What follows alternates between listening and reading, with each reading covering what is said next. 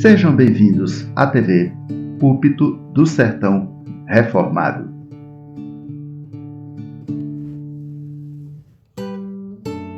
Boa noite, amados. Que a graça do triuno e majestoso Deus prossiga sendo derramada abundantemente sobre nós. É a nossa primeira vigília 2026 e muitas virão, e virão para o nosso crescimento, e virão para o nosso fortalecimento, e virão para a glória do Senhor. De antemão queremos louvar a Deus, a nossa secretária de espiritualidade da SAF, a Noemi, que com a nossa diretoria da SAF, na pessoa da sua presidente Elaine, e a parceria das demais sociedades internas, elaboraram, planejaram, com o apoio do docente do Colégio Pastoral, esta vigília que já se encontra em curso. E vocês, da nossa parte, têm carta branca até para nos ajudarem e já pensarem em outras durante este ano. Tá bom? Sempre fazendo o que vocês têm feito, mostraram com antecedência toda a programação e bem elaboradazinha. O nosso colégio pastoral quer isso mesmo, quer todo mundo trabalhando. Isso nos ajuda em muito. Vamos ouvir a voz do Supremo Pastor da igreja? Vamos, João, o esposo de Raíssa. Seja bem-vindo, João. Prazer tê-lo aqui, querido. Vai para a nossa classe de catecúmeno no partido domingo, querendo o triuno e majestoso Deus. E Raíssa vai para a classe de novos membros. Olha o professorzão ali, ó. Levanta a mão aí, guerreiro. O amado presbítero Humberto está viajando, Vandinha? Tá em cara por uma razão legítima. Um abração para o guerreiro aí. Está viajando direto e quando volta tem algumas tarefas aí. Então o presbítero Humberto será o professor do João. Viu, João? Sinta-se amado pela primeira igreja presbiteriana de Petrolina. Então vamos ouvir a voz, André e Fran, do supremo, majestoso, incomparável, insubstituível pastor desta igreja. Qual é o nome dele, Leinha? Eita! Como o ensaio foi legal, agora valendo. Gostei, Roniel, diácono amado. Quem é o supremo, incomparável, majestoso, rei, a nossa estrela da manhã, leão da tribo do Judá, a quem devemos todo o amor, obediência e glorificação desta igreja? Jesus Cristo! Maravilha, chega como soa gostoso nos nossos ouvidos. A carta de Deus aos Efésios, o primeiro capítulo, a partir do versículo 15. A carta de Deus aos Efésios, o primeiro capítulo, a partir do versículo 15.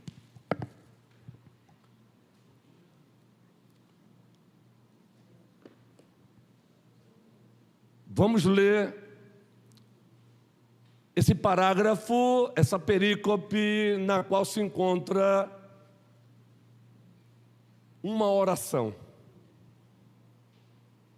Nesse parágrafo da carta de Deus aos Efésios, o primeiro capítulo, nós temos aí registrada uma das orações do velho apóstolo Paulo. E nós iremos aprender hoje um pouco mais sobre duas orações feitas pelo apóstolo Paulo e elas se encontram nessa carta. O primeiro capítulo, depois o capítulo 3. E o nosso tema, a arquitetura de uma oração que agrada a Deus. A arquitetura de uma oração que agrada a Deus. Façamos uma leitura como um ato de adoração.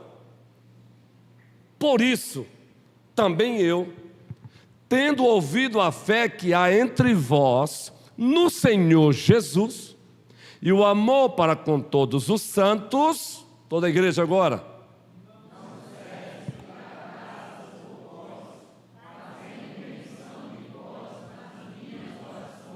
Prossigamos.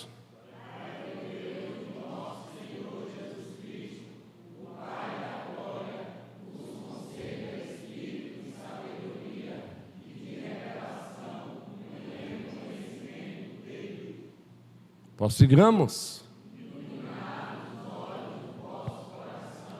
Para saberdes qual é a esperança do seu chamamento, qual é a riqueza da glória da sua herança nos santos, e qual a suprema grandeza do seu poder para com os que cremos, segundo a eficácia da força do seu poder.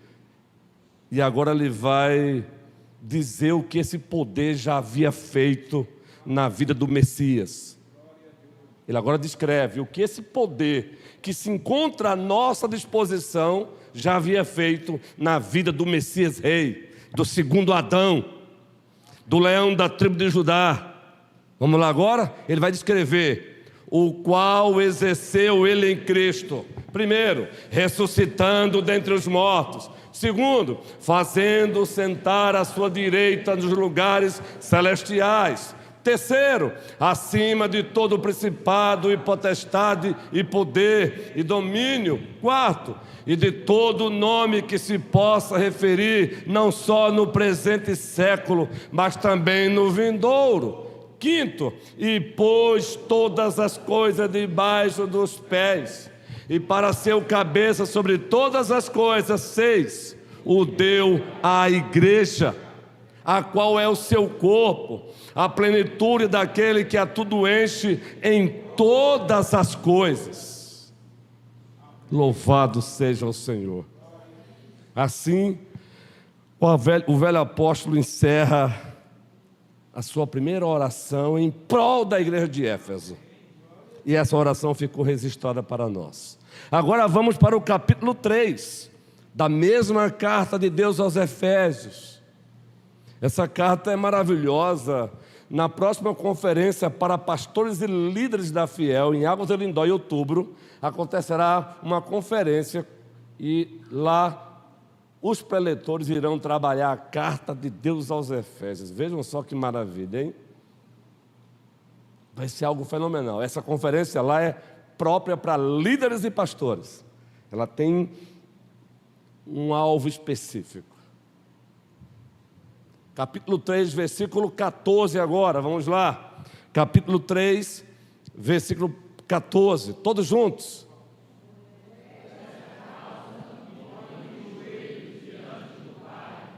De quem toma toda a família, para que, segundo a riqueza da sua glória, vos conceda que sejais fortalecidos com poder, mediante o seu Espírito no homem interior, e assim habite Cristo no vosso coração pela fé, estando vós arraigados e alicerçados em amor. Vamos lá, gente.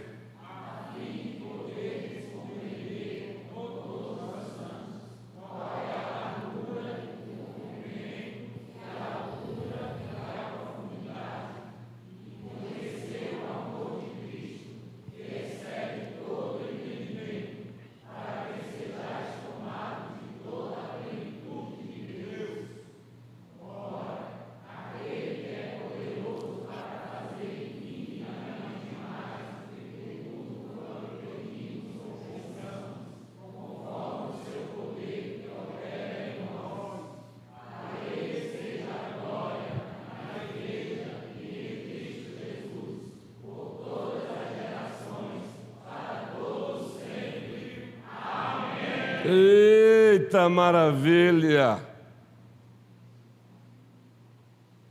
Queremos ver a igreja assim empolgada. Se tem uma igreja, todas as igrejas verdadeiras usufruem, desfrutam de N razões para serem e prosseguirem sendo igrejas empolgadas. Muito mais uma igreja de tradição bíblica e reformada.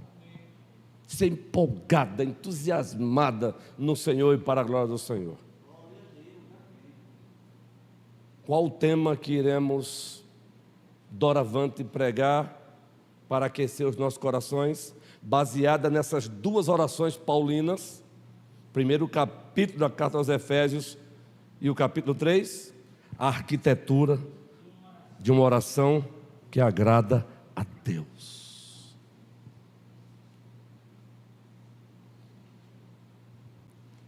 arquitetura de uma oração que agrada a Deus. E quando o assunto é a arquitetura de uma oração que agrada a Deus, necessário se faz trazermos à tona, ou pontuarmos, ou descrevermos algo triste que deveria nos incomodar. É que a maioria das orações feitas nas igrejas, por esse Brasil afora, gira com muita frequência em torno das nossas circunstâncias externas, gira em torno das nossas necessidades circunstanciais. Exemplo, saúde, emprego, trabalho, proteção, que o meu filho passe, que o meu filho compre, que o meu filho consiga, que o meu filho saia bem, volte bem. É claro e evidente que esses pedidos têm o seu lugar, mas quando eles passam a predominar e a reger as nossas orações, algo está errado. Atentem, as nossas orações revelam os nossos corações. As nossas orações descrevem a nossa teologia.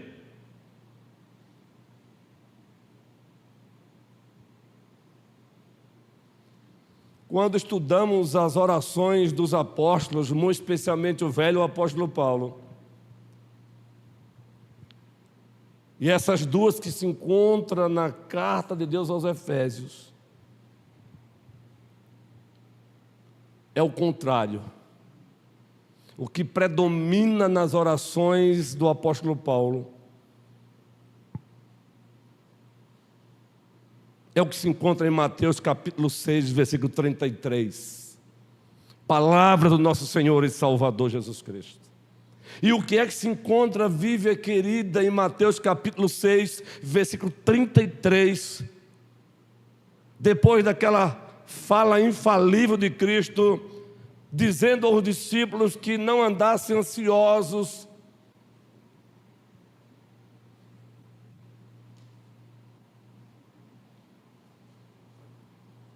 ele vai para o miolo e diz assim: buscai em primeiro lugar o reino de Deus e a sua justiça, e as demais coisas vos serão, Larissa, Érica, com H, Érica com E, e a sua justiça, Neto, e a sua justiça, e as demais coisas vos serão, Yasmin, acrescentadas, Eliane. Ora, essa teologia de Mateus capítulo 6, ela deve ser encontrada nas nossas orações. Se eu devo buscar em primeiro lugar o reino de Deus e a sua justiça, com a consciência, com a ciência, a consciência em fé de que as demais coisas nos serão acrescentadas, exemplo, comida, bebida, indumentárias, vestimentas, logo o que deve predominar nas minhas orações é aquilo que envolve o reino de Deus. O que deve predominar na minha oração, nos meus pedidos, é a expansão do reino de Jesus Cristo. E a minha comida, a minha bebida, os meus vestimentos, se eu vou ter salário amanhã ou não, Ele se responsabiliza. Mas, aqui e acolá, e com muita frequência, Débora Leal, fazemos o contrário, Ricardo. Buscamos em primeiro lugar, até nas orações, a comida, a bebida, as indumentárias, as vestimentas, a casa, o carro, e sobrando um espaçozinho, aí a gente pede: ah, Senhor, ainda em tempo, expanda o teu reino. Não, não, não. Buscai em primeiro lugar o reino de Deus e a sua justiça, e as demais coisas vos serão acrescentadas.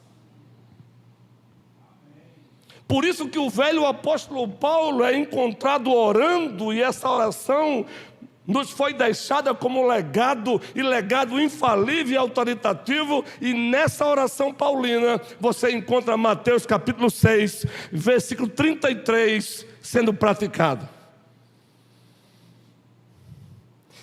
Na segunda oração paulina, encontrada na carta de Deus aos Efésios capítulo 3, eu posso chamá-la pelo nome carinhoso que você me apresentou, Débora? Bibi. Foi? Não. Foi? Posso? Foi o nome carinhoso que ela me apresentou, querida.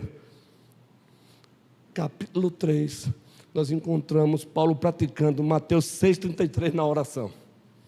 Aí eu quero perguntar a você, nessa introdução ainda, da homilia, da prédica, da devocional, episcopal, presbiteral, pastoral, se você pegar as tuas orações e passar pelo filtro de Mateus 6,33, o que é que Mateus 6,33 vai descrever sobre a sua oração?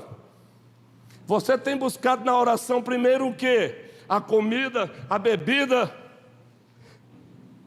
Ou tem buscado primeiramente na sua oração o reino de Deus e a sua justiça?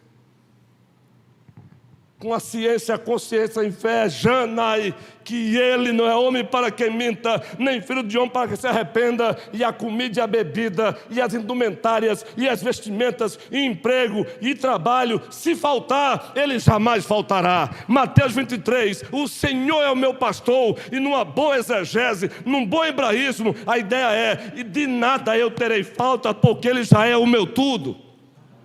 O Senhor é o meu pastor, e se algo faltar, falta não sentirei, porque Ele é o meu tudo.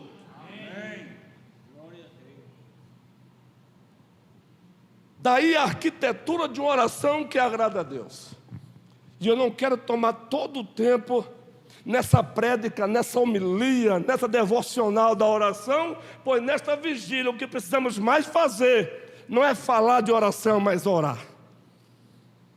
Daí, para que você entenda a arquitetura de uma oração que agrada a Deus, eu quero aqui trazer, ou relembrar, ou compartilhar, ou expor algumas características de uma arquitetura de oração que agrada a Deus. E o velho apóstolo Paulo demonstra essas características de uma oração que agrada a Deus. Primeira característica, capítulo 1, abra sua Bíblia novamente, versículo 16. A arquitetura de uma oração que agrada a Deus tem esta primeira característica. A arquitetura é o ramo que usa da arte e da técnica de organizar um espaço, como também criar um ambiente para que atividades humanas ali aconteçam. E como é uma arquitetura de uma oração que agrada a Deus? É uma oração também que ela é organizada a partir de Deus, por meio de Deus e para a glória de Deus. Tem que estar supervisionada e regida pelos princípios da palavra de Deus. A arquitetura de uma oração que agrada a Deus, ela só pode ser encontrada, seja no intelecto e na prática, se ela for regida pelos princípios da palavra de Deus. E aqui nós temos a primeira característica da arquitetura de uma oração que agrada a Deus, Fran. E essa está fácil. Eu estou lendo um livro sobre a teologia da oração, e foi adquirido até na consciência cristã. Aliás, foi um brinde. E que brinde, viu? E que brinde, Juan. Aquele livreto que você pega assim, No primeiro momento acha que não tem nada de bom. Que livro, não é livre não, é livraço.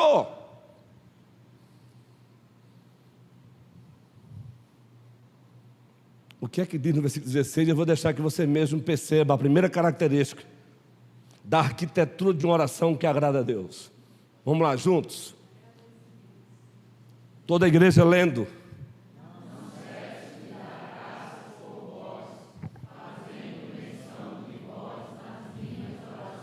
Agora, pelo que ele dá graça? Para entender isso, versículo 15. Vamos lá, versículo 15. Jean, rapidinho. Por isso também eu, tendo ouvido a fé que há em vós no Senhor Jesus, segundo, e o amor para com todos os santos, não cesso de dar graças a Deus por vós, fazendo menção de vós nas minhas orações. A característica da arquitetura de uma oração que agrada a Deus é uma oração carregada de gratidão. De gratidão por tudo que Deus já fez, muito especialmente a redenção consumada por Jesus Cristo e aplicada pelo Espírito Santo. Existem livros com esses títulos: redenção consumada, a pessoa e a obra de Cristo; redenção aplicada, a pessoa e a obra do Espírito Santo. A igreja do Senhor precisa aprender a agradecer. Aqui e acolá somos encontrados até agradecendo, aqui e acolá, pelo pão que estamos comendo, aqui e acolá, pelo carro que usufruímos. Correto? Mas quantas vezes você já parou e disse: obrigado, porque eu vivo no teu mundo, porque este mundo é teu e eu não pago aluguel. Obrigado porque eu usufruo de uma vida que não é minha, ela é tua, o Senhor me deu. E obrigado por tão grande salvação em Cristo Jesus. Será que nós entendemos mesmo? Será que nós compreendemos mesmo a importância da salvação que nos foi dada em Cristo Jesus? E para que usufruíssemos dela, o que foi preciso ser feito, e feito foi pela segunda pessoa da Santíssima Trindade. Quantas vezes você parou e disse: obrigado?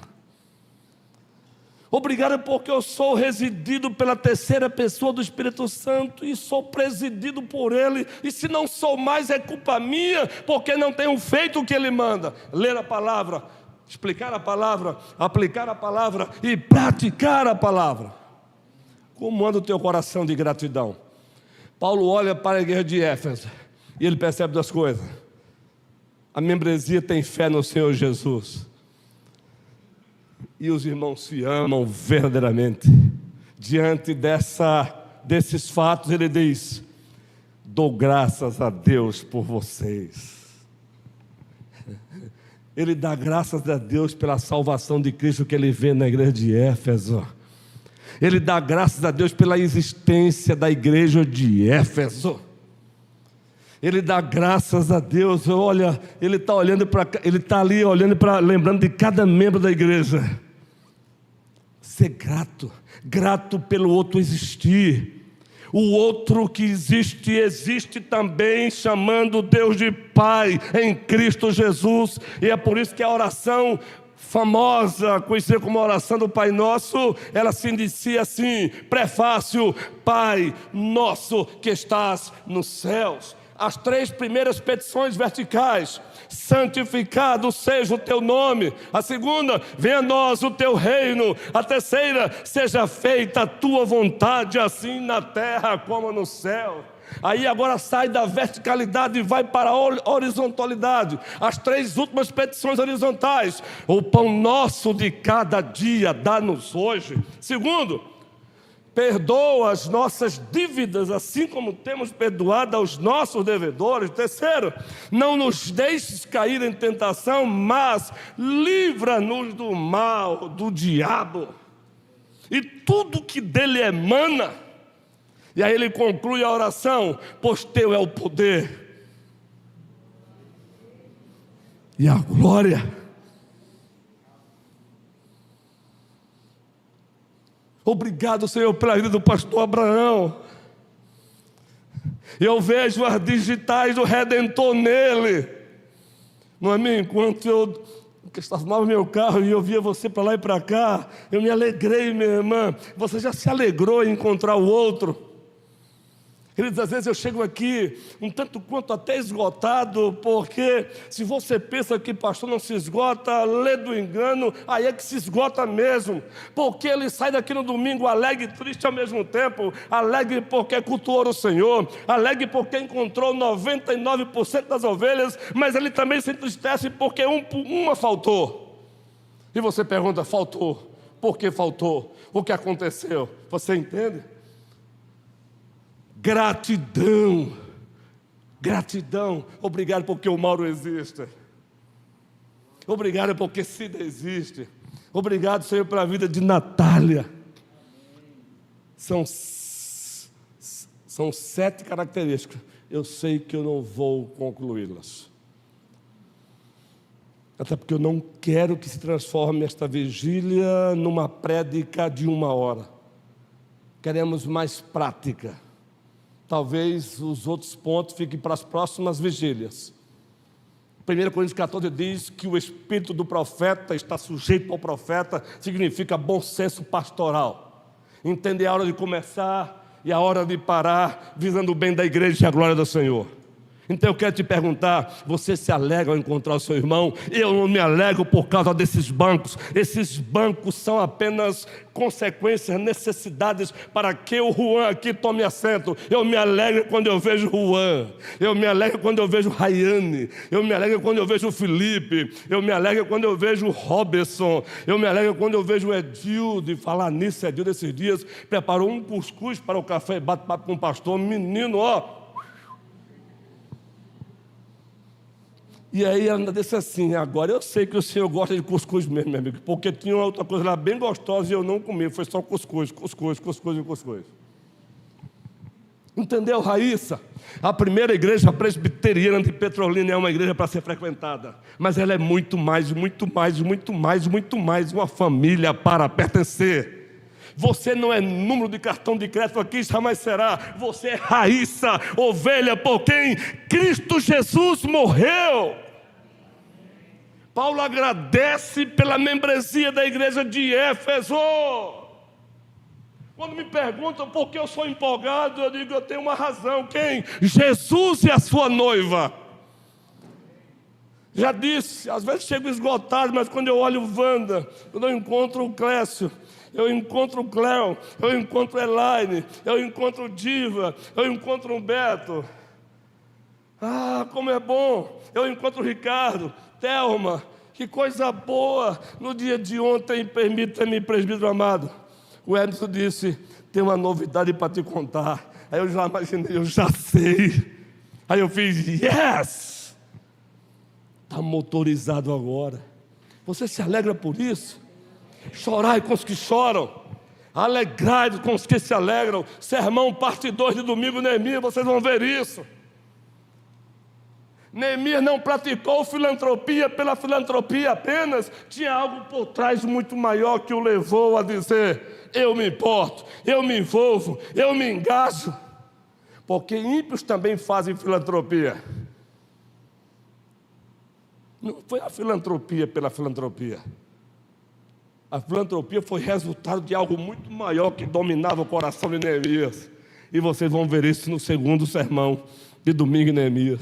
O que dominava o coração de Neemias, para que ao ouvir aquela história sombria de Jerusalém, a cidade de Deus, da antiga administração da Aliança da Graça, para que depois de ouvir aquela história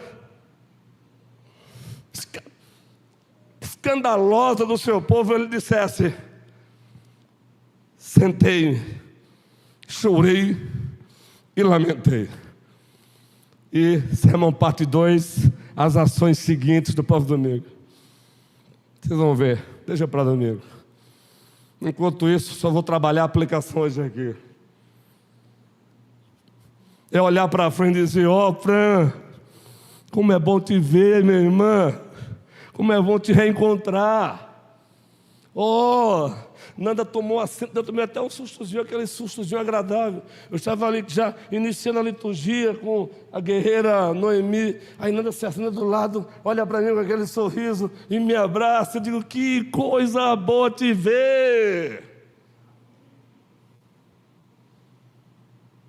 A velhinha, todo domingo, eu chego pela manhã, daqui a pouco ela sai ali e diz, toma sua balinha. Não é a balinha pela balinha, é o que está por trás disso. Ah, Cadu, como é bom te ver, meu irmão. Ah, Raquel. Ah, Gineto. Dali. Quando nós perguntamos, cadê o presbítero Rogério? É porque tem algo maior dominando o nosso coração que nos faz sentir falta do presbítero Rogério. Eis a primeira igreja presbiteriana de Petrolina, tradição reformada saudável. Se alguém disser para você por aí que igreja reformada não se empolga como esta, quem está errada não é esta. E eu provo em gênero, número e grau. Pode me chamar para o bate-papo. Pode puxar suas espadas, porque a nossa está bem afiadazinha. A diferença é que a nossa é a espada do Espírito Santo do Senhor. A palavra. Ah, Lívia, como é bom te ver. Gratidão. Você já agradeceu pela sua liderança? Já disse isso para ela? Ah, como é bom tê-lo como meu presbítero. Não é bom tê-lo como meu diácono. E, por favor, o pronome aí é de pertencimento e não de possessivo. Ah, como é bom tê-lo. Eu fiquei só na primeira, Noemi. Vou ficar só aí, Noemi, para não atrapalhar a vigília. Apesar que a palavra de Deus não atrapalha a vigília, né? Mas só que o objetivo hoje é orar. Muito mais do que falar sobre oração é orar. Agora é preciso orar de forma correta e agradável a Deus. O que deve predominar nas nossas orações hoje? O que deve predominar? Mateus 6,33. Mateus 6,33.